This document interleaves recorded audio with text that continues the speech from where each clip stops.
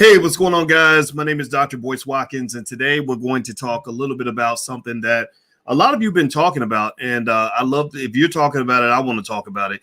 And it has to do with an interesting little back and forth between two guys that I am very familiar with, and they're very familiar with me.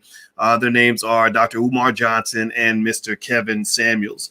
And so we today on Dr. Boyce TV are going to talk about this back and forth. And more importantly, I want to talk about you and what is good for the community and what isn't. So we're going to get started. Buckle up your seatbelt, hit the thumbs up button. We're going to get started on drboycetv.com right now.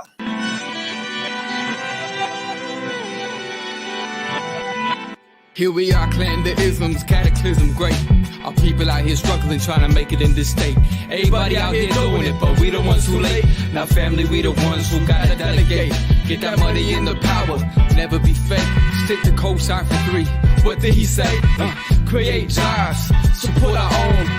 Educate the same and buy back your home. Got 3 degrees, triple 10. 3 PhDs, now we on the CNN. DBTV, let's talk about negligence. Ignorance is bliss, but we can turn it to intelligence. Believe none of what you hear, half of what you see. Let's break it down here on Dr. Boyce TV. Here we are. Hey, what's going on, guys? My name is Dr. Boyce Watkins. Welcome to drboycetv.com. We are the home for intelligent Black people. Now, I want to remind you that if you're not Black and intelligent or don't want to be Black and intelligent, you should probably just get the fuck out because this may not be the place for you. But if you are either Black and intelligent or want to be more intelligent, then put your hashtag B1 in the chat. Hashtag B1 is our calling card. Hashtag B1 means you put your community first. Hashtag B1 means that we can solve our own problems. Hashtag B1 means that we believe and we understand that we are the greatest community on the planet and capable of doing anything, not just anything a white man can do, but actually we can do more. So with that being said, how many of you, give me a yes or no, how many of you have sort of followed or paid attention to this interesting little back and forth between Umar Johnson and Kevin Samuels? I would say these two guys are probably among the most interesting Black people on the internet right now. And I know these guys very well. They know me very well in the sense of like internet knowing people. You know, Umar has hated my guts for a long time. I met Umar in 2013. I met him at a conference and I wanted to be friends with him. I said, okay, this guy, I've heard great things about him. He's a great speaker. He's one of the best speakers I've ever heard. And I reached out a few times and it didn't work out. And then there was a weird misunderstanding that took place back in 2015, which I won't address. It's on the internet. You can look it up. And he became very upset with me. And I wanted to get on the phone with him. Where I come from, you know, I'm down with a lot of guys that I speak with, and sometimes we disagree. You know, Tariq Nasheed, Willie D, you've heard me talk about him a lot, David Banner, Charlemagne the Guy, guys like that. And one of the things that we tend to do is when we have a disagreement, we settle it over the phone. You know, we get on the phone and say, hey, man, I didn't like what you said, et cetera. We don't really do that back and forth on the internet so much. And so with Umar, unfortunately, it just didn't go so well. And the rest was history. And I'll give more of my honest assessment on that in a minute. Now, with Kevin Samuels, I did not know Kevin until maybe about 6 or 7 months ago. And I saw where he did the video where he told the lady, unfortunately, it didn't come off so well, where he mentioned to the lady that she was going to die alone or something like that. And that bothered me. That bothered me because I just can't imagine what good can come out of telling somebody they're going to die alone, even if it's true. Even if it's true. I mean, a lot of y'all know people who are pretty fucked up, who are pretty horrible people, or made bad choices in relationships who might die alone. But I don't necessarily know if it's our job to tell them that they're going to do that. And so anyway, we had a conversation about it. And I think Kevin Samuels is actually a pretty logical guy. He comes off as a very smart guy. But unfortunately, you know, what the reality is that people have different opinions. People have different perspectives. Right. And so there are reasons why Kevin Samuels gets such a great audience on his commentary because he's good at it. You know, his words are they're very thought out, things like that. But then also it's OK, I think, to say you disagree, because remember, Kevin's not a therapist. Kevin may not be all the time anyway, that person who's going to tell you how to have a great relationship or how to overcome the pain and the trauma that comes with being Black. Kevin might be the guy though who could tell you if you're a guy and you're trying to figure out how to get some ass. No shit. I mean, Kevin could probably tell you. They can tell you what to wear and how to talk and everything else. And or if you're a woman trying to bag a guy who's making a bunch of money, I think Kevin's advice actually is not completely off the mark. You know, when he talks about what men, I mean, I don't know. I'm a man that has money. And sometimes Kevin will say something. I'll be like, okay, yeah, he's actually right. And so both of these guys are interesting to me because both of them are really, really talented. I didn't know Kevin. Somebody, Andre Hatchett, pointed out to me that he said, yeah, I said, yeah, this guy, Kevin Samuels. I said, what do you know anything about him? He said, yeah, he did a video about you. I said, he did? Oh, really? And I went back and I saw where maybe a year earlier, he had a conversation about there was somebody that was talking crazy about me on the internet. I don't really address it typically because you can't address every stupid idiot out here. And Kevin actually made points where I was like, okay, this guy's not stupid.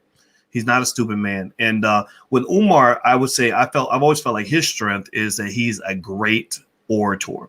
He knows how to say it. He can say it. He can say it. He will repeat it. He will say it over and over. And then you'll get fired up. And when he talks, you want to hear it because you hear it. And then you hear it. And then the black man and the black woman and the black man, right? You know, he's got that preacher thing going, right? That real preacher cadence. You know, black pastors are the best speakers in the world. And Umar is a reflection of the mix between, if you think about what rappers and pastors do, pastors and rappers are kind of in the same profession, where a lot of pastors will start sounding like rappers. And so Umar, when he speaks, he has this cadence that'll get you fired up and get you going. He's one of the best speakers I've ever seen. And that's why, for example, Umar and I have both been on the Breakfast Club. And sure, I do okay. I was on there about 4 times. Maybe I'll get 500,000 views, maybe 600,000 or 700,000.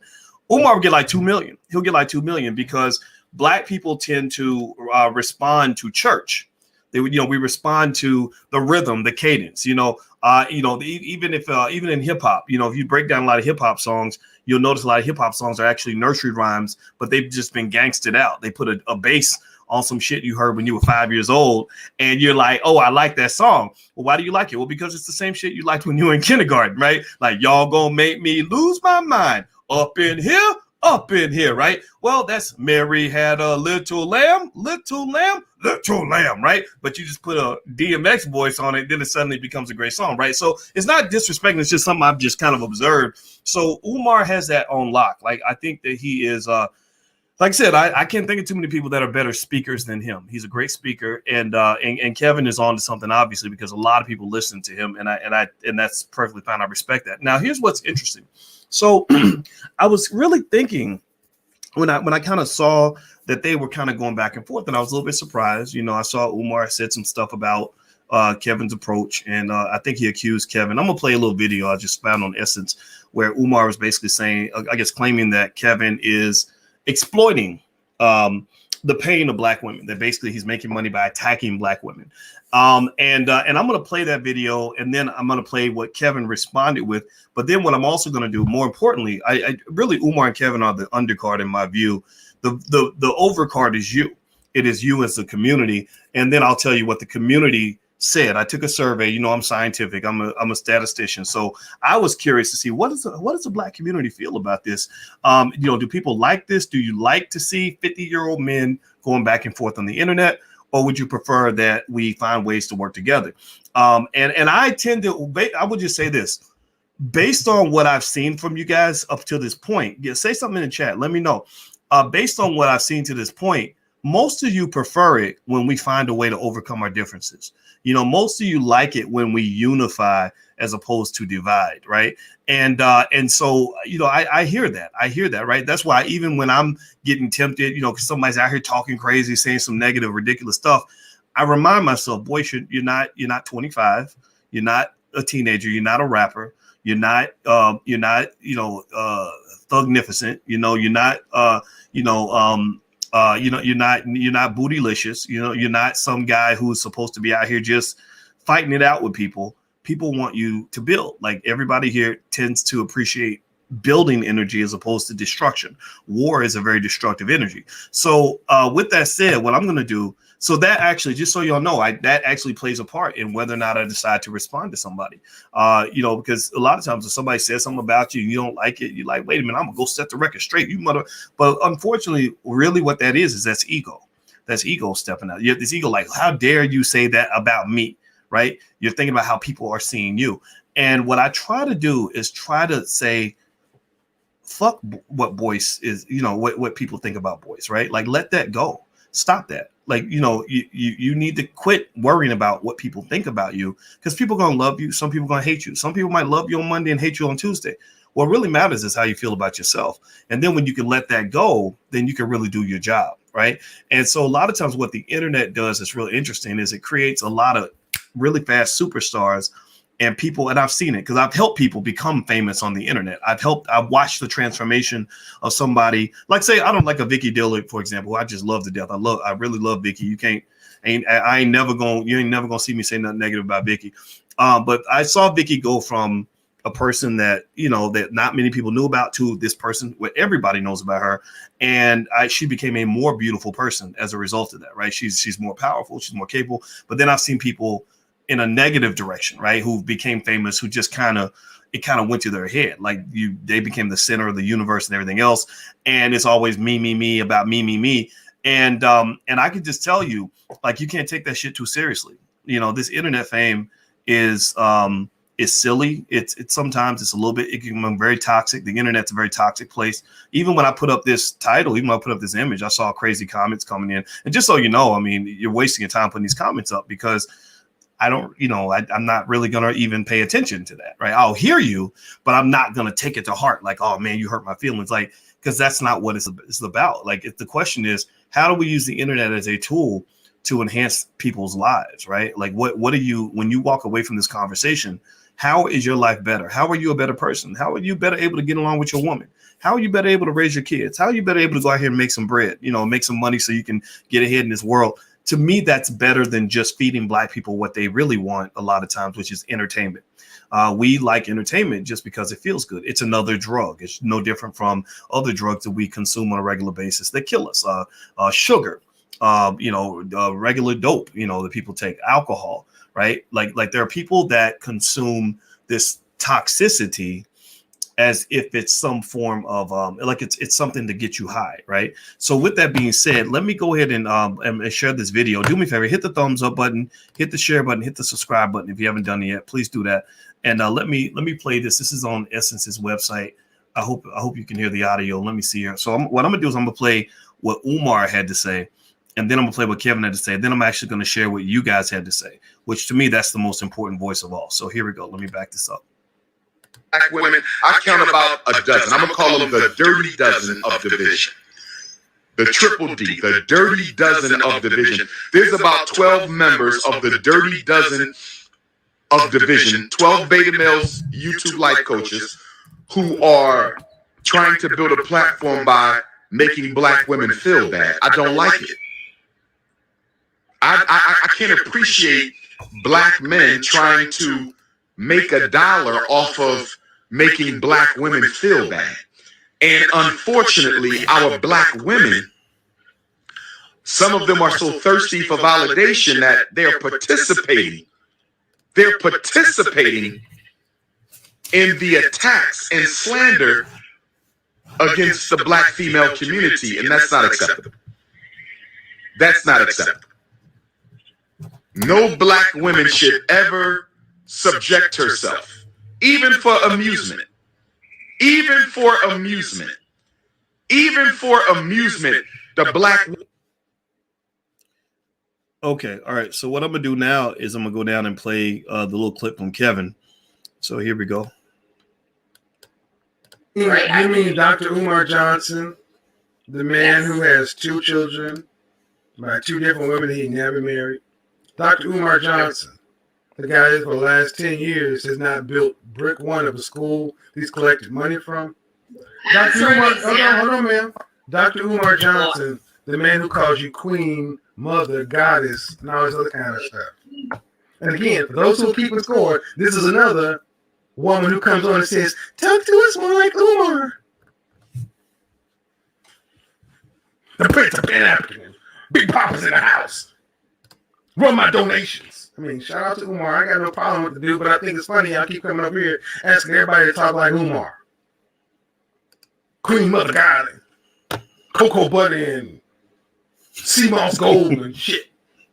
Right? You mean Dr. Umar Johnson? That's funny. Um, anyway, so that's what they both had to say. That was a little bit of it. I'm sure there's more out there on the internet if you want to look it up. What I thought was really interesting was, and it looked like from what some of you were saying in the chat, it looks like Umar was maybe responding to Kevin. So maybe Kevin said something first about Umar, or vice versa. One thing I could say is that Umar is super sensitive. I don't mention his name very often because every time I do, he gets very upset. He's been getting very upset for a really long time. And I've told you guys what I think about the school. I gave a little bit of money to the school. It was like $25. But I honestly, between you and I don't have a lot of faith that school is going to get built. I've seen zero evidence to say it's going to get done. And also I think that Umar hurt himself a lot when he would get into real interesting, crazy situations, like the stuff with the stripper, the stuff with where he was beefing with Sarah Sunseti, I guess, who I'd never even heard of until Umar spent the whole video talking about him. Some of that stuff I think distracts from the fact that Umar, if you really listen to him, he has some good information, some good knowledge, but sometimes things will happen that you can't forget. Now, again, I speak to intelligent Black people. I'm not in the same demographic with everybody, right? I have my own perspective, my own angle. And there are people that get that, right? And then there's some people who don't get it because they're more maybe into the emotionality of it all. And sometimes emotions don't care about facts. Emotions don't care about logic. Emotions don't care about data. That's why the people that tend to hear what I have to say are, and I think it's the minority of the Black community, to be honest with you. They tend to be strategic. They tend to be logical. They tend to sort of look at and observe the facts and information. Also, the people that are in this space tend to be more balanced, to say, okay, I can appreciate some of what you said, but this part I don't like. And I can appreciate some of what you said, but I don't like that part. Whereas you have some people that just want a demagogue. Some people like it when a guy goes out and says, I'm King Kong consciousness. I'm the greatest ever. I'm the Superman. I'm the Alpha and the Omega. I'm the new Marcus Garvey. I'm the most amazing, most highly sought out scholar in the world. And, and things like that. And I don't, that's not my style, right? It's not to attack his style per se. If that's what people like, then that's okay.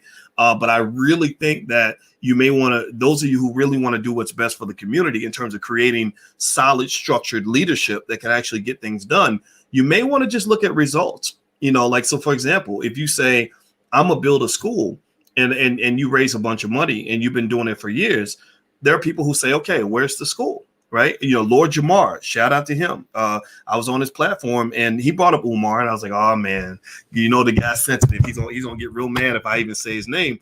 But Lord Jamar interviewed Umar and I want y'all to go look it up. It's really interesting. And he asked him very logical questions about their school. And he gave him really helpful advice and said, hey, I got an uncle who built a school with very little money. And here's what he did. And it didn't seem that Umar wanted to hear that. And and again, I don't know, maybe one day Umar will hear this.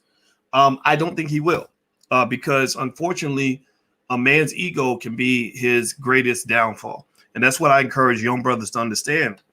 If you get successful, you start making a little bit of money, or you get, maybe you get a little fame, or, all the women are chasing you or whatever. You can't let that go too far to your head. You have to understand that you're really here to serve other people. You're not better than the people that you serve, So again, I've never identified with that aspect of the Black community that responds to a man standing up over everyone and telling you how he's better than you. When Jay-Z and Kanye had that song and they were rapping, like, I think they were saying, do you see the private jets flying over you? And I'm like, why the fuck would I care that you got a private jet flying over me? Like, that tells me you're not relating to me at all. You're not part of my struggle. Like, you're telling me how rich you are in the middle of economic despair. Well, that doesn't make you my friend. I don't understand that, right? And so, again, nobody's perfect, right? Everybody's got things you can critique. But I would almost say that that I think that in our community, one of our biggest weaknesses, the reason that our leadership has never really been very successful, is because if you look at, the history of it all, we tend to have one guy who is like the man, who is literally like, we worship him like he's a god.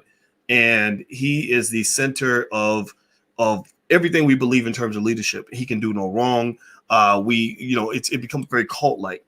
And what happens is white people peep that out and they say, okay, if we take down that guy, if we kill him, if we kill that guy, if we slander that guy, then the whole movement will die, right? And so I'm more of a believer in structured leadership. You know, like I tell you guys, you know, Dr. Claude Anderson came in here the other day and he was saying Dr. Boyce should be your leader. You want Dr. Boyce to be a leader. And I'm like, I appreciate that, but no, thank you, right? Because I already know I have influence. I already know this, right? You know, I'm not stupid, right? I have a PhD. I know I'm smart enough to know that I influence you, but I'd rather us lead by committee, because if we lead by committee, like if you acknowledge me and say, okay, Dr. Boyce, you're leading your space, and I acknowledge you and say, okay, Vel the scholar, you're leading your household. King Maya, you're leading your children. You know, Malika Brown, you're leading your little space, your community. Then we can all lead together, and then that way they can't take out the whole movement by taking out one person.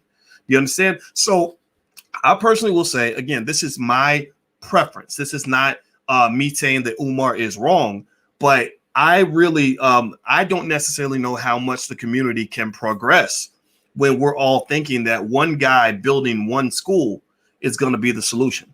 White people don't have leadership that runs like that. White people tend to be industrialized and systematic in their leadership. White supremacy is a system. You cannot defeat a system with a person. One person cannot defeat an entire system. So the way white people won World War II, for example, is they had hundreds of corporations all working together to produce millions and millions of bullets, ships, tanks, guns, and airplanes, and everything they needed to win that war. So by being systematic and incredibly productive across the board, that's how they were able to win the war. So we don't need one school. Right? I know everybody gets caught up in the symbolism and the excitement of one school. You don't need one school. What you need is you need 5,000 schools. You don't need one leader. What you need about 1 million leaders. You don't need one super soldier. You need an army. That's how you win wars. And that's the reason why a lot of people that follow this platform tend to be veterans and soldiers, because veterans and soldiers get that. They understand the need for boots on the ground, right? So with that being said, do me a favor, hit the thumbs up button, hit the share button, hit the subscribe button if you haven't done it yet. Please do that. And so let's talk a little bit more specifically about Kevin and Umar and this whole thing. So I used the word beef earlier. Some people don't like the word beef, so fuck it, we'll call it something else. But I did a survey on Twitter, and I'm gonna share the screen actually so you guys can see the survey. And my Twitter is Dr. Boyce Watkins and the number 1. So feel free to follow me on Twitter. Please follow me on Twitter. I need intelligent people following me. I don't like stupid people following me, because stupid people don't know how to think. They just know how to get caught up in their feelings and all that shit. So here's what I asked on Twitter. I said, what do you think about the back and forth between Umar Johnson and Kevin Samuels? Is it good or bad for the community? 24% of you said good for the community. 39.4% of you said bad. 36.5% of you said not sure. So it's pretty divided. It's pretty divided. I'm gonna say that I don't think it's good for the community. And the reason I don't think I think it's good here's where it's good and here's where it's not good. It's good because it's entertainment. Everybody likes entertainment. Everybody likes the big brawl, like when you were a little kid and somebody would say, they out there fighting, y'all, and everybody would run to the fight, right? Or everybody's talking about the fight all day at school. Anybody remember that? Where there was a big fight that was going to happen at the end of school, and everybody was like getting ready for the fight, like you could have sold tickets, right? And it's good in the sense like entertainment is good. We always love the fight. We always love the entertainment. That's why the versus is such a big deal, because everybody likes to see powerhouses go up against each other. The reason that it's not so good is because whenever there's a fight, you're not seeing construction. You're not seeing productive behavior. You're seeing destruction. You're literally participating and celebrating the very savage act of two human beings seeking to destroy each other, right? And so me wanting to see a fight and cheering on the fight, that is my way of sort of selfishly indulging in the act of watching one person destroy another, like boxing. Like, I mean, and I ain't gonna lie, I like boxing. I like football, right? I love watching a football game. I ain't gonna lie, it's kind of interesting to watch, like when the quarterback throws to the wide receiver across the middle and he gets cracked by the defensive back. Like, I ain't gonna lie, it's like, whoa, right? You get that part of you that comes out, but that's not necessarily the best of you, right? And so I'm gonna say that the part that's not so good is when you have two powerhouses that battle each other, and then you say, okay, the winner is the one who destroys the other one the most, then what you're doing is you're losing the fact that if those two men were working together to create something positive, they could probably do something extraordinary. Like if Umar and Kevin got together and said, okay, let's have a debate, but let's make it a healthy debate. We're going to do it for charity, though. We're going to charge people money to see this debate, and we're going to take all this money and we're going to build that damn school.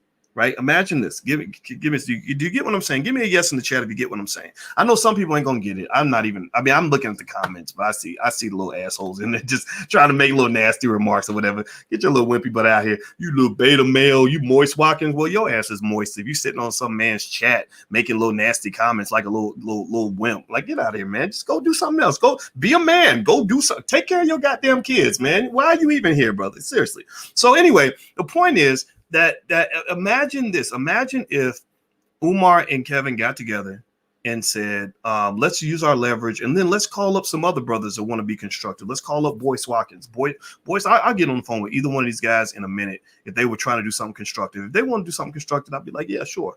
And I'll put my money where my mouth is. People will tell you that. I don't talk about it, but I've written checks. I've helped to put money in the pocket of Tariq Nasheed.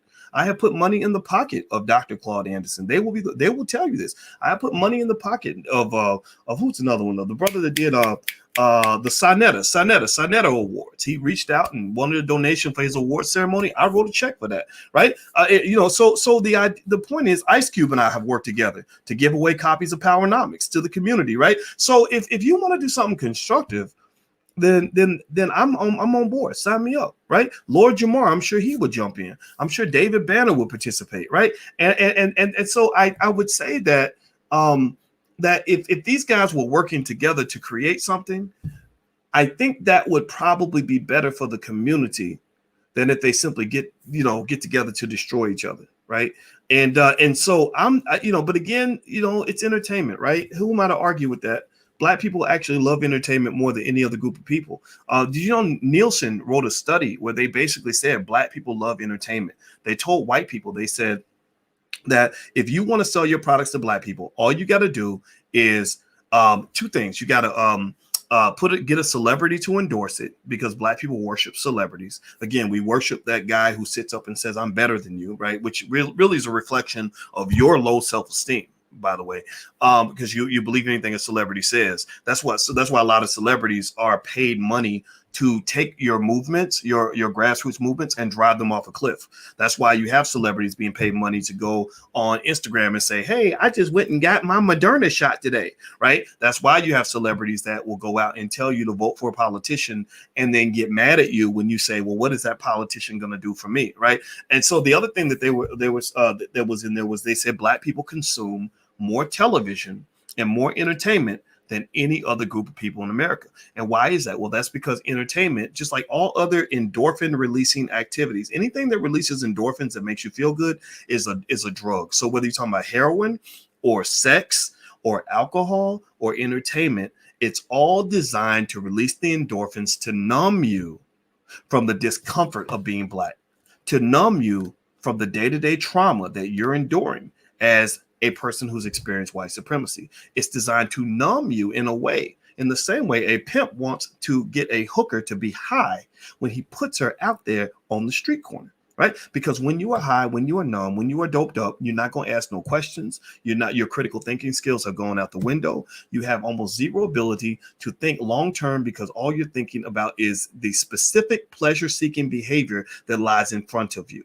So the two greatest pleasure-seeking behaviors that exist are either witnessing of sex or the witnessing of violence. There's something about watching whether sex is the creation of human life, violence is the ending of human life. So there's something about the end and the beginning that fascinates us. There's something about a man watching two people fucking that just gets him going. There's something about watching one man kill another that makes us all want to click on that video, right? And these are all these carnal instincts that you have as human beings. And what I'm simply asking you to do is try to elevate a little bit, right? Professor Ken Sapolsky at Stanford University explained that the human brain is very similar to the brain of an animal, that we are just like animals. The only difference between our brain and an animal brain is 5%. We have a 5% little region called the prefrontal cortex, which is the part that allows you to engage in logical, structured thinking. It's the part of your brain that allows you to make long-term plans. A dog cannot make long-term plans. A dog lives moment to moment. A dog lives based on instinct. So a dog doesn't have that prefrontal cortex. If you give a dog a week's worth of food, that dog will eat 7 days worth of food in one day and then starve for the rest of the week. And so if you look at where a lot of our people are mentally, that part of the brain isn't always being used. Actually, their studies show that entertainment, watching too much TV, reduces, it weakens that part of your brain that engages in logical, strategic, long-term thinking, and makes you into a person who's basically living based on instant gratification. So give me a yes or no. How many people do you know who live in the moment and ruin their lives in the process, and then spend the rest of their lives whining about the bad choices they made when they were young? How many guys you know that can't walk away from a big butt and a smile, but then they spend their whole life in child support court with STDs and an empty bank account? How many of you know a black woman that got 3-4 babies daddies that she can't stand, but was not thinking about any of that when she met those men and decided to let those men into her vagina, into her bedroom, and around her children, right? How many of you know folks who are flat broke for the rest of their life because whenever they got a penny in their bank account, they didn't want to invest. They didn't make a plan for the future. It was all about partying that night, going to the club, buying the liquor, buying the Jordans, looking fly that day, etc. Right? All of those behaviors are lower level, lower vibration, if you want to call it that. Alicia's into metaphysics. This was what you might call your low vibration activity that can get in the way of you actually living your best life and achieving the purpose that God put you on this planet for, right? God put you on this earth to elevate. He didn't put you on this earth to denigrate, right? He put you, so the guilty pleasures are natural. We all have them. Everybody loves sex. Everybody loves to watch violence on some level. Most of us do. Most of us love all the things that make us feel good, from sugar to some types of drugs and alcohol, right? But then there is a point where you have to understand that important word called moderation. If you want to know how my philosophy on life, the Dr. Boy's philosophy on a lot of this stuff really is very basic. I don't judge anything that you do. I understand it. I connect to it. But at the end of the day, if you don't have moderation, then your whole entire life will be a big ball of shit, right? If all you do is you spend your life doing one thing after another that makes you feel good, then you will never grow. So when you talk about, for example, let's go back to Umar and Kevin Samuels, because I think this is an interesting point here. Do me a favor, hit the thumbs up button, hit the thumbs up, share, subscribe button if you haven't done it yet. And I'm not here denigrating either one of these guys, because I appreciate their talent. Actually, I told you, Umar is the greatest speaker I can think of right now. He's an amazing orator. That's why people were so sad to see him when he gets distracted and goes in these other spaces that they can't relate to. It's because, man, this guy is such a great speaker, and he knows a lot of stuff. But then every now and then something will come out and you're like, what is this? Like, I don't get this, right? Kevin Samuels is a guy where I would say there's a reason that 1 billion people watch his YouTube channel. The brother's good at what he does. Also, he's good. And when I say he's good at what he does, maybe we can define more narrowly what he does exactly, right? He's not a relationship therapist. That's important for a lot of people to understand. If you're trying to figure out how to have a good relationship with a black woman, first of all, you got to listen to black women and what they need. But then also, there are professionals out here that have licenses and shit that can break down tools that you can use to make your relationship better. A YouTube personality may not be the best way for you to figure out how to get along with your husband or your wife.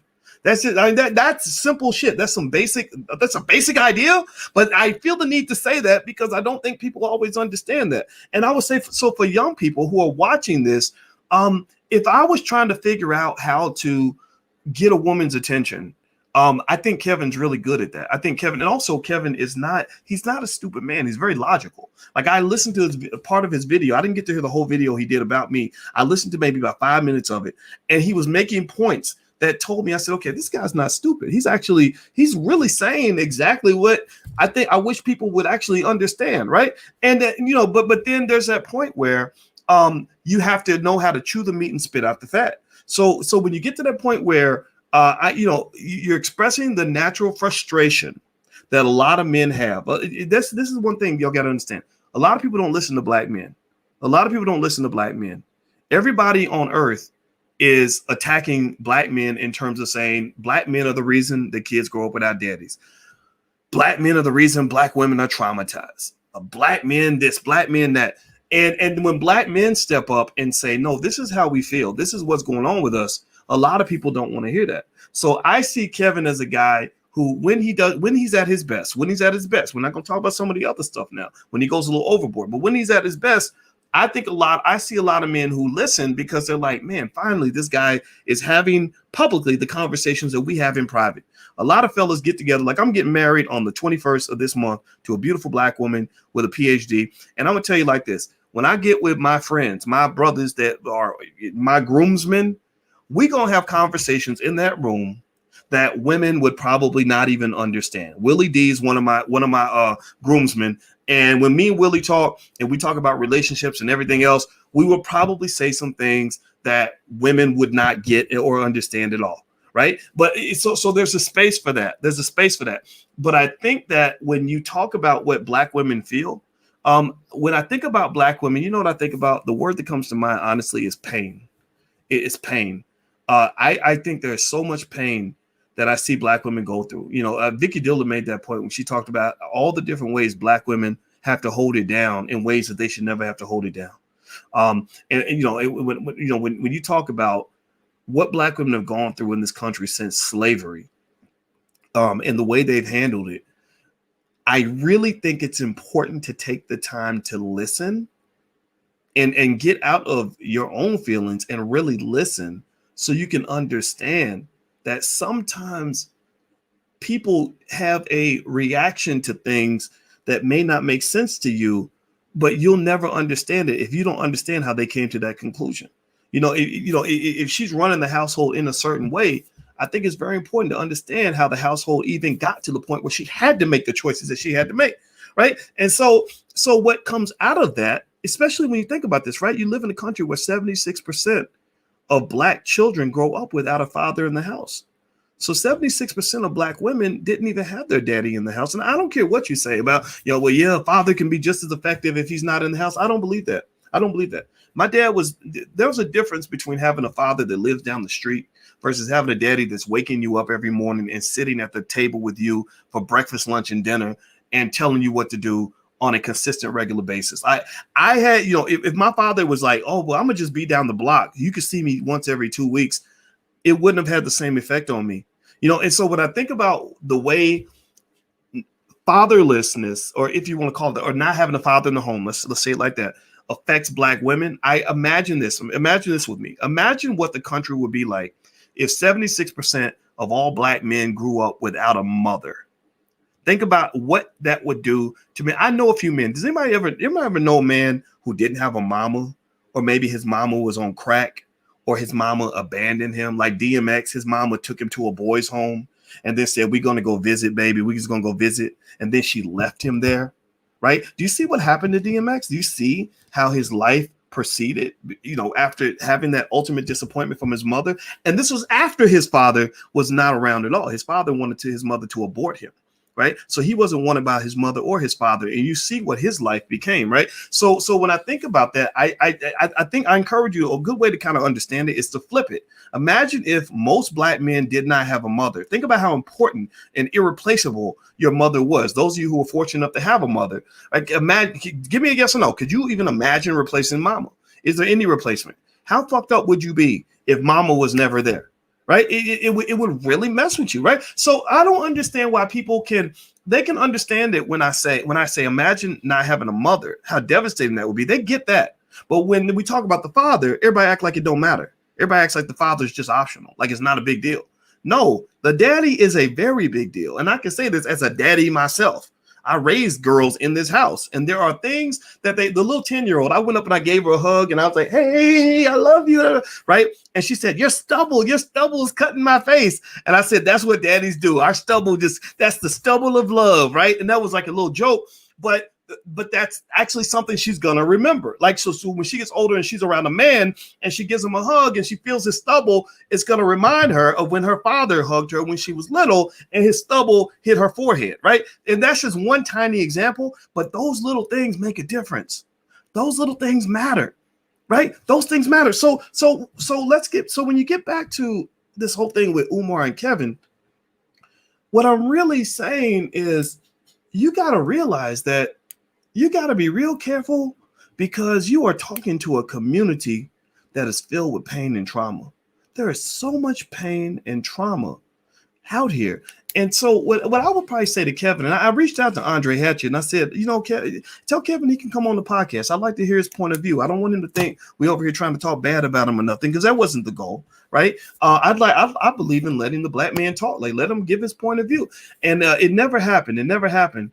But what I would probably say to him if we talked is I would say, maybe take some time and really try to empathize, like without giving up your perspective, without letting it go. This is something I actually learned from a therapist. So again, I'm telling y'all, if you really want to be a better black person, get some therapy, get a professional that can help you. Therapists are good at helping you see your own bullshit in terms of how it shaped who you are. Also, therapists are really good at helping you figure out how to get along with another person. I told you guys how important relationships are for business, how important relationships are for success in life, how important relationships are for making money. If you have the right relationships, it's easy to make money. If you have no relationships or bad relationships, it would destroy your money or keep you away from the money. But if you have good relationships and people know you and love having you around, then it'll be easy for you to make money. I'm telling you, I kid you not. So therapists are good for that. And one thing about that is I would say that this is something, and I don't know, maybe, Kevin's a smart guy. Maybe he already knows this. I hope he'll consider this, is that there's value to hearing another point of view and allowing yourself to truly appreciate the other person's perspective, right?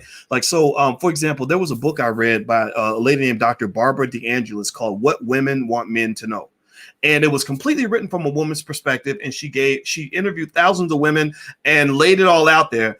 And it really highlighted to me how different men and women are, how we are just not the same. Vicky Diller was pointing this out. We are not the same, right? We don't get into that bullshit. I know white liberals want to tell you that gender is a figment of your imagination, all that other nonsense. No, we are not the same.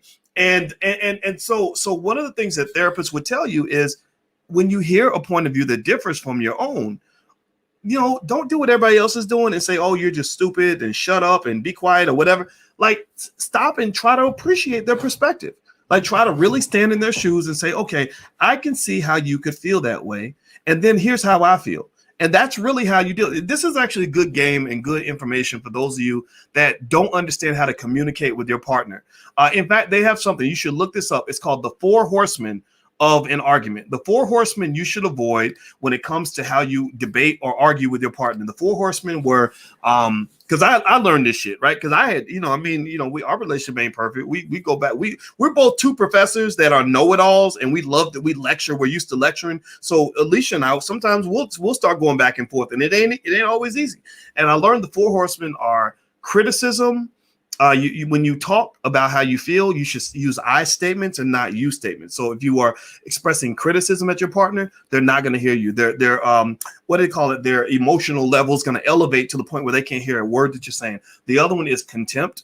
If you express contempt toward a person, like talk down on them, that kind of thing, then that's not going to work either. People are not going to hear you if you're talking down on them. In fact, people that are subject to contempt from their partner, they actually die earlier. So if you're getting consistent contempt from your partner, you may want to see a therapist or get a new partner, to be honest with you.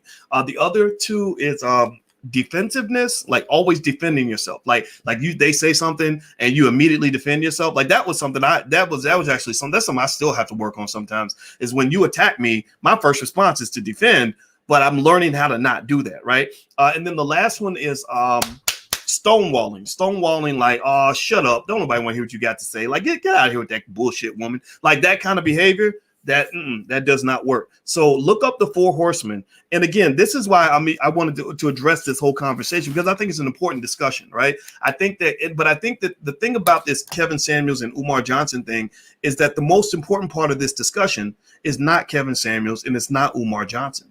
It's the community. It's all of us, and saying, what does this represent? This epic back and forth kind of represents something an energy that we see all throughout the community, where there are black men who are frustrated with their interactions with women, and there are black women who are frustrated with their interactions with men. And I can tell you, as a black man who has tried to be a good black man, right? I'm marrying a black woman. I told y'all years ago, even before I started dating Alicia, I said, I don't know if I'm gonna get married. Y'all ain't gonna make me do it. But if I get married, I will marry a black woman. I will not accidentally marry, say, oh, I just fell in love with Becky, or I've always lived my life with intentionality, right? You will never hear me say I slipped and fell and landed inside a woman's vagina. Like that's not how I've lived my life, right? So so it was with intention that I chose to marry a black woman, and also I didn't take the easy route. I met a lot of women who literally were at my feet, right? Literally. I mean, when I became more well-known and I was traveling all over the globe, meeting beautiful women in London and all over the world, I met a lot of women who probably would have just gone along with the Boyce Watkins program no matter what. I chose a different route. I said, I actually think I want to marry a woman who's super smart, who's successful in her own right. And that's hard. That takes work for a man because sometimes men, when we get powerful, we want to be the boss all the time. We want to be the king of everything, And so when you are in a relationship with someone who has her own mind, her own career, her own trajectory, whether you there or not, it requires you to have the ability to humble yourself, right? And so I would say to anybody that's making that decision, just be clear, like choose what works for you. But I think that honestly, when I'm honest with you guys, I think it was done in a way to kind of say, I think it's unfair that we live in a world where there are so many black women who feel that they get penalized for being high achievers, right? It's always bothered me when I would see women that would have to dumb themselves down in order to fit underneath a man's ego. When you got some man who's tiny, who's not comfortable with who he is, who just feels like I got to always take the lead, even if I'm the dumbest person in the room, I don't know what the fuck to do next, but because I have a penis, I'm supposed to always be in charge and I'm always supposed to know all the answers. I think that's, to some extent, I think there are people that will yield to that. Like there is a masculinity or masculine benefit that you have where, like when I get married to Alicia, when we come out, the wedding planner said, you're going to be Mr. and Mrs. Boyce Watkins. I said, okay, that's fine. But we talked about that, right? I said, because I'm Dr. Watkins, you're going to be Dr. Watkins. Is that the right way to kind of announce that, right? But I think that for men, what we have to really understand as well, and this is really for the good men, the quality men, because you got some bullshit out here, man. You got rappers rapping to you about literally being the lowest low life piece of shit you could possibly be. And there are a lot of men who adapt to that. There are a lot of men who think that you should have power without accountability, right? A lot of men who think that just because you're the man, you're supposed to be the leader. And they don't understand that you got to pay the cost to be the boss. In order for you to be the boss, there have to be leadership skills that are instilled in you that make you worthy of that level of leadership. And this is one of those complex things because you can't necessarily blame men even when they fall short of that, because a lot of men were never taught how to lead by a man. They didn't even have a man in the house.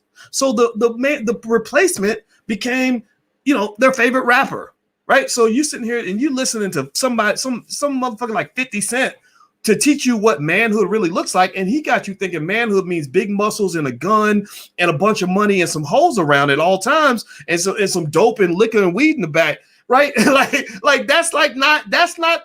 not giving you the whole picture, right? He's giving you a false image of manhood, right? And so the women, when I hear women say, oh, black men ain't shit, black men is, I'm like, no, you also fell into the same trap because you're worshiping and idolizing the men who don't represent manhood based on where I come from.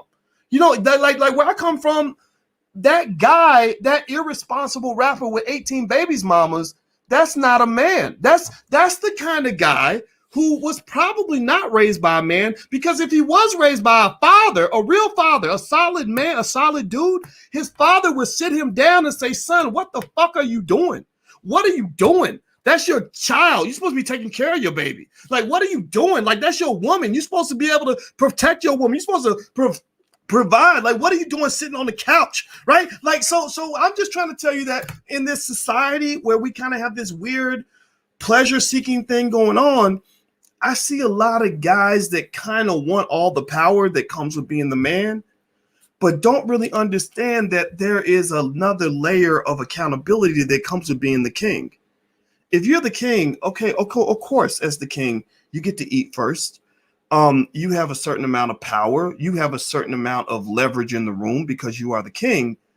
But when the kingdom is under attack, the king is supposed to be the first one on the fucking front line ready to fight, right? And some of y'all want to be the king, but you ain't ready to fight. You sit here, you will sit here. I will hear guys tell me that they can't take care of their kids because the white man ain't hiring. And I'm like, that's not what a king's supposed to say. The king is supposed to say, I'm gonna take care of mine by any means necessary. Right? Like, or guys who will think that manhood means like drinking and smoking and fucking all the time. And they don't understand that manhood also requires a degree of discipline so that you're not always out of your mind or knee deep in some random woman's vagina spreading your seed everywhere to the point where you can get caught up in some really horrible situations. I mean, do you know how many black men I know who are doing 20, 30 years in prison because of things they did while they were high or while they were drunk? They did, seriously.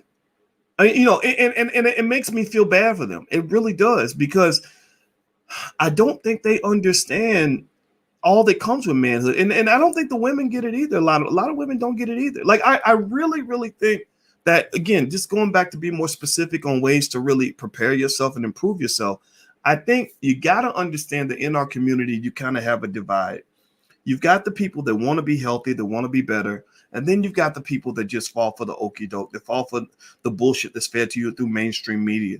And what happens is that the two groups blend sometimes. Sometimes a quality woman will link with a low quality man, and then she'll think all men are low quality men, right? Or a quality man will link with a low quality woman, and then he'll think all women ain't shit. So next thing you know, he's gravitating toward platforms that debase and attack women, like he's listening to a Tommy Sotomayor who thinks black women ain't shit because he's so mad and so bitter and so hurt by what that woman did to him, right? And so I would say it takes two levels of discernment. You have to have discernment about who you let into your life, and you must have discernment about the person that you choose to become, right? Two of those things, right? So the discernment about who you let into your life means I'm only going to let people in my life who have also accepted accountability on their end to become quality human beings. Like if I'm a man, I'm not going to go and wrap myself up in some bitter, nasty, evil, traumatized woman who is constantly on the attack, or who has no respect whatsoever for black men. I can't work with that, right? But also as a man, I might expect to lead in certain ways. Sure, absolutely. I think there are a lot of traditionalists in the community who believe the man should lead. I've seen that. I've seen times where the women that I might work with will step to the side and say, "Okay, Dr. Boyce, so you take the lead," and I'll be like, "Okay, absolutely, right." But you have to understand that leadership comes with a degree of accountability.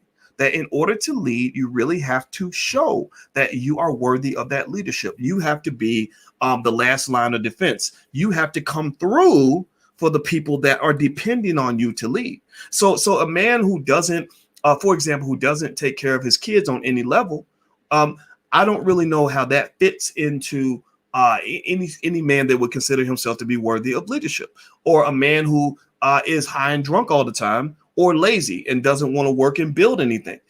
That doesn't make you worthy of leadership. That kind of makes you a pleasure seeker. You're a pleasure. You're kind of just going from one hole to the next, one liquor bottle to the next, and just kind of living that sort of life. And if you remember, let's just keep it 100 right quick. I peeped that out in my 20s when I saw an interview with DMX. When I saw DMX do an interview, and I know everybody worships him, again, because unfortunately, we worship a lot of the unhealthiness. Like, I think you can really look up to DMX for being a great artist, one of the best of all time. But I don't think necessarily being a great artist should always translate to being a great human being. I know people are going to get mad at me for saying this, but I have to kind of, because you matter more than these celebrities. So I got to be honest with you about this, right? So here's the way you can process the way we looked at the DMX thing. DMX makes great music. Therefore, because he's a celebrity and black people worship celebrities, we think he can do no wrong. We think that he's perfect. So then when his chickens come home to roost, when the consequences come rolling in for living a life that just wasn't conducive of manhood. We don't look and see the trauma, the pain that his children have expressed about what it was like to have him as a father. We don't think about like, well, how much wealth did he leave these children? Were these children well protected during their life? Was their father available? We don't think about any of that.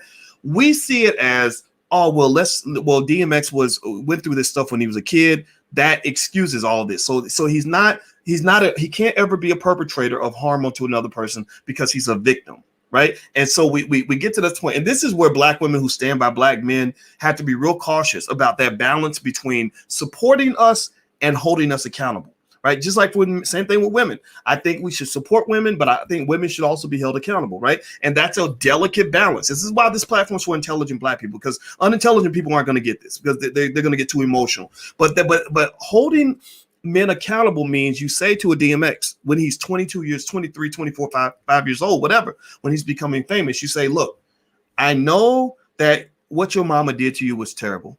What your daddy did was even more horrible because your daddy should have been there.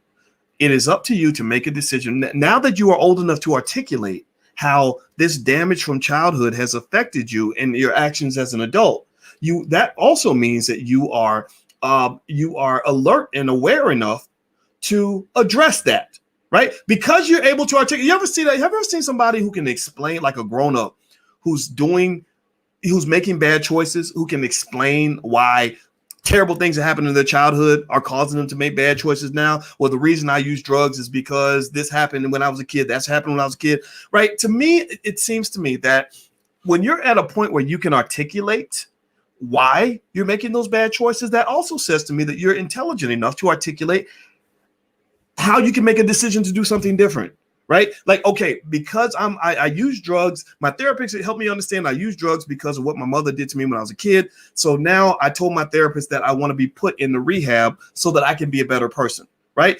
And the thing is that that's a hard transition to make because we don't live in a world that encourages accountability. So what happened with DMX, this poor guy, so I'm not trying to tear down your hero or nothing. Just bear with me. Give me a yes or no if you're following what I'm saying. So what happened with DMX was DMX and I were both in our 20s. I never met him, but I watched an interview with him, and I swear to God, I remember in the interview they asked him, they said, "So what do you do while you on tour?"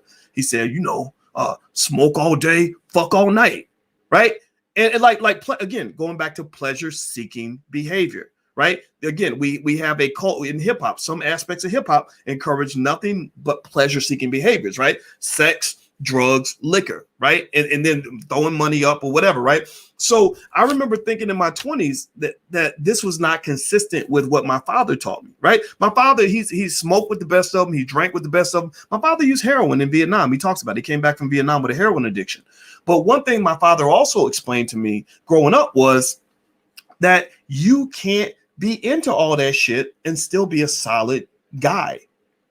If you're high and drunk all the time or running from one woman to the next, then your children are going to need you and you're not going to be available to those kids, right? And they're going to hate you for that. Right. So I remember reflecting on that when I heard DMX make that statement. So years later, when DMX is dying, I mean, none of it surprised me. It wasn't like I thought he was going to live to be 85 years old. And I wasn't happy. I wasn't like, ha, I told you so. Die. No, I felt bad for him. But I also feel like we live in a world where sometimes we think that holding people accountable is criticism.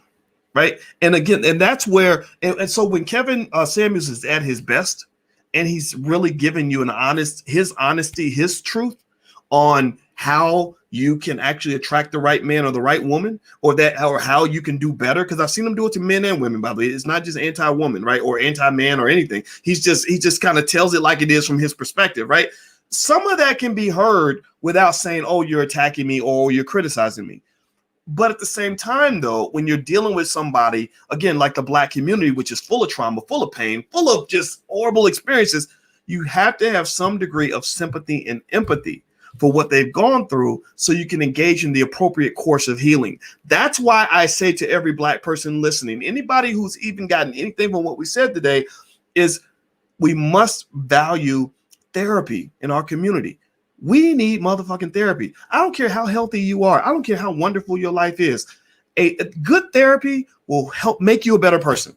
Seriously, if you're looking for Mr. Wonderful and you want to make sure you can, make him into the best man he can be and make him love the shit out of you, get some therapy so you can work through whatever little issues and hangups you may have, so that when he's there, you'll show up as the person you want to be. And I think the same thing is true with men. We have our issues, we have our triggers, and be an awareness of that allows you to not just find better relationships romantically. It also helps you in things like business.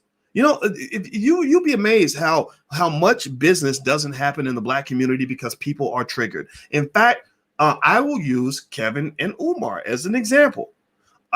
Umar could probably make an extra $10 million a year if he wasn't so easily triggered. I would have been a person, just like I told you, I put money in the pockets of Dr. Claude Anderson. I've helped Tariq Nasheed make money. I've worked on stuff with all kinds of people, Willie D and David Bent, just all kinds of Killer Mike. We worked together on all kinds of stuff. If you would not be triggered and would just kind of chill out and say, okay, let's work together, great things can happen that way. That's why I love working with the Nation of Islam. I love Dr. Wesley Muhammad. I love Nuri Muhammad. I love Vicky Dillard. I love Minister Farrakhan. Y'all know that. And what I love about working with the Nation? The number one thing I love about working with the Nation, because I've heard everything. I've heard all the conspiracy theories and stuff with Malcolm and all. I hear all that, right?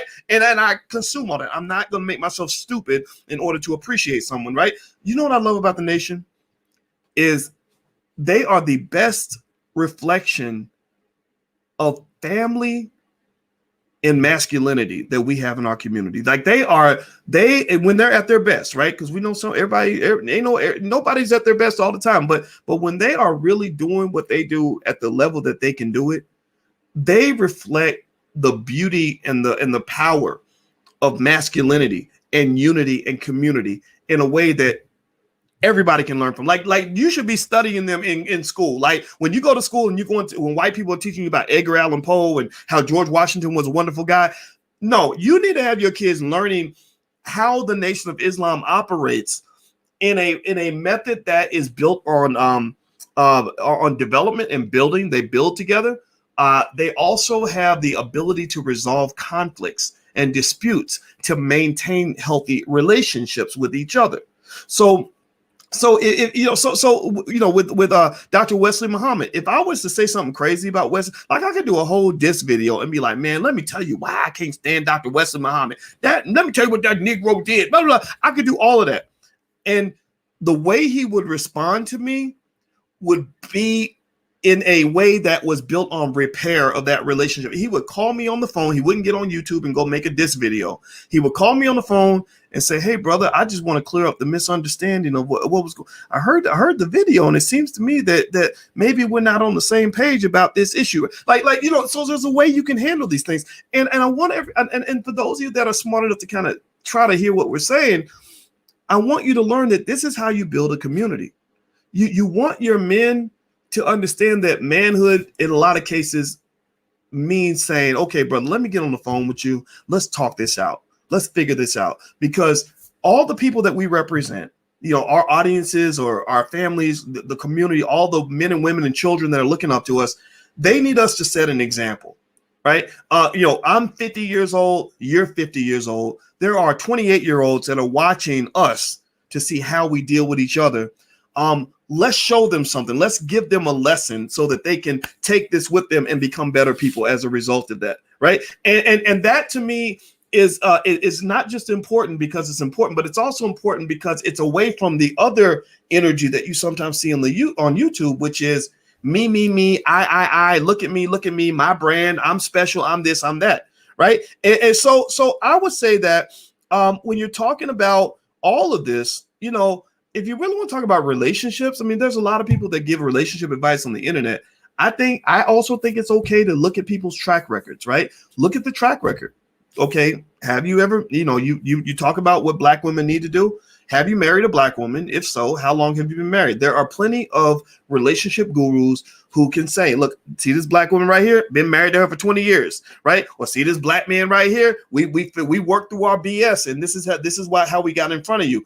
I think those people are the ones who have the most credibility, because it's one thing for me to talk in theory about what it means or what it means to be loyal to a black woman over a long period of time. But if I'm giving that theoretical construct, but I can't show you examples of where I've committed my life to a black woman, then some would say that that's just talk, right? That some would say that that's just me saying something that is going to make you feel good so that maybe you'll buy my book or you'll come to my speech or you'll, support whatever I'm doing, right? So just know the difference between the two. The ability to lay down with a woman or a man and have sex is not the same as actually saying that you dedicated 10 years of your life or 20 years of your life or 40 years of your life to another person. Those are whole different levels to this. So when I'm looking for good relationship advice, I talk to people like my parents. My father has dedicated his life to my mother since 1974. You can't fake that. You can't just, talk your way around that. You can't do a what if, right? And his credibility would not have been the same if he had taken a different route that a lot of men take, right? My father was young. He was handsome. A lot of women liked him. He could have been a guy who said, you know what, I'm too young and there's too many options for me to settle down. So I'm just going to go and I'm going to feed women a fairy tale, and I'm going to go city to city, and all these women who fall in love with my fairy tale, I'm going to have a line of women trying to have sex with me because they're all signing up for this lottery ticket that I'm never ever actually going to cash, right? And so I think that those of you that are smart, I think, can see through this. It's okay if all this is entertaining to you. I'm going to say, if you want my conclusion on this, I don't think any of us have it right. I don't think anybody has the complete answer. And I also think that what's more important for you is not Kevin or Umar or even me. We don't matter. What matters is your life and the choices you make. And I'm just here to tell you, the best thing I can share with you is that most of the information you get is just not that good. It's just not. It's entertainment, man. Like seriously, people, these poor young kids, they watch stuff like Love and Hip Hop. How the fuck is Love and Hip Hop going to teach you how to have a relationship? Or do you really think that having that relationship with that guy who's, this famous artist who's got a little bit of money in his pocket or whatever, you really think that that's the life you really want to have? No, you got to find yourself. A lot of people don't even know who they are. A lot of people don't even know what they want. And then not only do they not know who they are or what they want, they have no clue how to go get it. So if I'm trying to figure out how to live my best life, if I'm trying to figure out how to be where I want to be, you know what I do? First, start with knowledge of self. Who am I? What do I like? What do I want? And what do I need? When it came to women, I'll tell you, this is part of my journey, actually, is hit the thumbs up button, by the way. Please hit the thumbs up button. I noticed in my 20s that there were things I wanted, and then there were the things I needed. And I didn't want to go too far in one direction or the other. I had to, if I picked a woman, I had to want her, but I also needed to be with a woman I needed, right? And it took time to kind of calibrate that and figure out that right balance. But then also figuring out not just who you are and what you want, but then figuring out how to get it, right? I don't think anybody can help you have a good relationship by telling you that it should always be about you, or telling you that every person who doesn't do what you want is pathetic and can't meet your standard or whatever. Or all the men that walk away from you, it's just because they're weak and they're this or that. People that tell you that, what happens is, again, that goes back to pleasure-seeking behavior. They're feeding your emotional energy, that you're feeling good because they're telling you that your outcomes are not your fault, but they're not helping you long term. Also, it feeds into this whole lack of accountability that I was talking about. A lot of people don't believe in accountability. So a lot of people truly believe that their whole life is a mess because of what somebody else did, right? And I'm not telling you that's not the case. I'm not telling you other people don't play a part in this. But the minute you start letting go your ability to manage your own life is the day you start really pushing yourself toward depression. You start becoming depressed because the greatest linkage, this is scientifically proven, the greatest linkage between depression and the greatest pathway to depression is a lack of power and influence in your own life. That they did this with rats. When they studied rats, they measured depression by the amount of serotonin in their brains. They found that when rats were put in a situation where they couldn't control their outcomes, where they felt that they had no impact on their destiny, that's when the rats became really, really sad. So a lot of our people are sad because you're rats. Your whole life, you've been raised to believe that nothing's your fault. that that white people control your whole universe, that your choices don't matter, that you might as well not even make the right choice because it's going to end up bad anyway. And then you find yourself depressed because you feel no empowerment whatsoever. Like it's the exact opposite of Black power. It is Black powerlessness, right? So what I would say to you is start with that empowerment. Like start understanding how powerful you are to change your life. Stop giving that power to other people. Stop giving it off to white people. Stop believing that somebody else is going to save you. Ain't nobody going to save you. Ain't no man going to save you from your bad relationship choices. Ain't no woman going to save you from your BS, right? See, at the end of the day, you must save yourself. And that comes from gaining the skill set necessary to make the choices that are going to give you a good life. That's my 2 cents on this. As far as these two guys go, Umar and Kevin, I know we start off talking about Umar and Kevin, but to be honest with you, that became less interesting to me than to talk about you and your life. I want to help you. I want to see you grow from this. And I'll say this too. I think with both these guys being 50 years old, I would really hope that there can be a constructive way that they can express their difference. I don't have optimism that that's going to occur. Based on my perception, Kevin is very logical. He's harsh, but he's logical, right? Umar doesn't make a lot of sense to me, honestly. And so if in terms of who I would talk to on my platform, I would rather talk to a Kevin than to a Umar, because I don't think Umar can get past the emotionality of how he feels about me. But I have invited Umar on. Actually, when Fly Nubian Queen, like I'm a part owner of Fly Nubian Queen, and Vicky Dillard, when she interviewed Umar, asked me specifically, is it okay if I bring Dr. Umar on, Dr. Boyce? How do you feel about that? Are you okay with that? I said, fine, absolutely. He has a right to speak. I want to hear what he has to say. And then at the end of that interview, I was very disappointed because Umar went on the attack. He started attacking Vicky, and I just didn't think that was necessary, right? So if you want to know my honest to God opinion on it, that's how I feel. But at the end of the day, I can just tell you, don't get too caught up in this internet stuff, man. I mean, there are people that have bad ideas. They just sound good sharing them. And there are people that, because of the emotionality, because they like to hear bad ideas to a good beat, or even hip hop sometimes becomes genocide to a beat. We will literally dance to our own genocide. Like we will go along with an idea that is incredibly self-destructive. We will believe in something or someone that is toxic, unhealthy, and just very bad for the community. And I just encourage those of you who are smart to rise above that and get away from that. Like literally just disconnect from all the bullshit and just move on with your life. Okay. So this is the last time I'm gonna really talk about this issue. I thought it would be fun to talk about because I think these two guys actually are intriguing though. I think they're very interesting to watch. I was observing it. But at the end of the day, I want to see you do better in your life. Okay. So do me a favor, hit the thumbs up button, share button, subscribe button. Also, if you want some resources from us for free, you can go to theallblackagenda.com. We have an all black agenda that includes things like the $5 a day investing plan, where you can build wealth by investing $5 a day.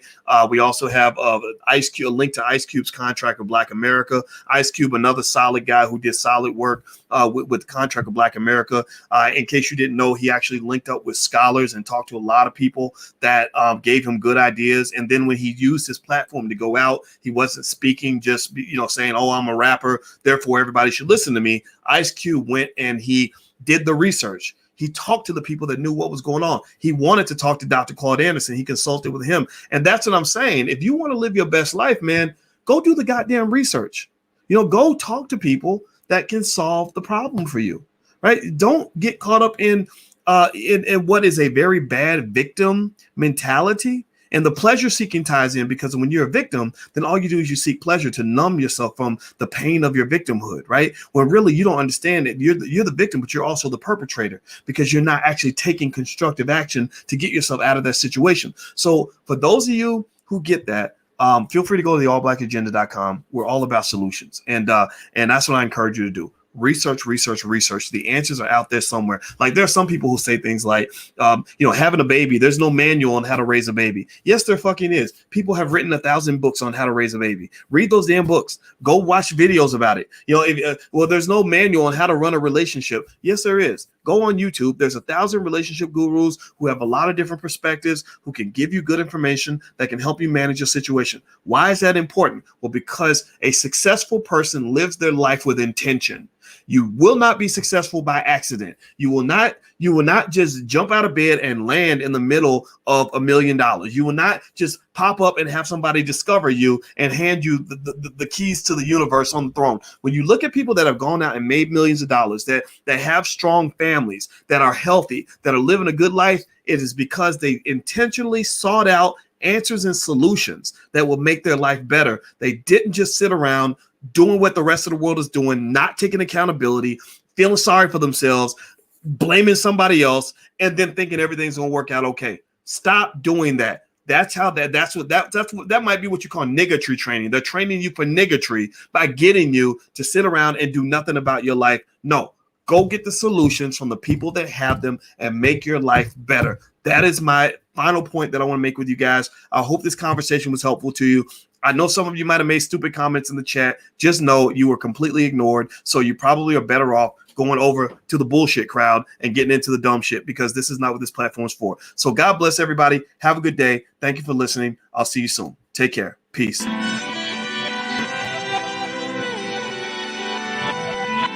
Here we are, clan the isms, cataclysm great. Our people out here struggling, trying to make it in this state. Everybody out here doing it, but we the ones who late. Now family, we the ones who gotta delegate. Get that money in the power, never be fake. Stick to co-sign for 3. What did he say? Create jobs, support our own. Educate the same and buy back your home. Got 3 degrees, triple 10. 3 PhDs, now we on the CNN. DBTV, let's talk about negligence. Ignorance is bliss, but we can turn it to intelligence. Believe none of what you hear, half of what you see. Let's break it down here on Dr. Boyce TV. Here we are.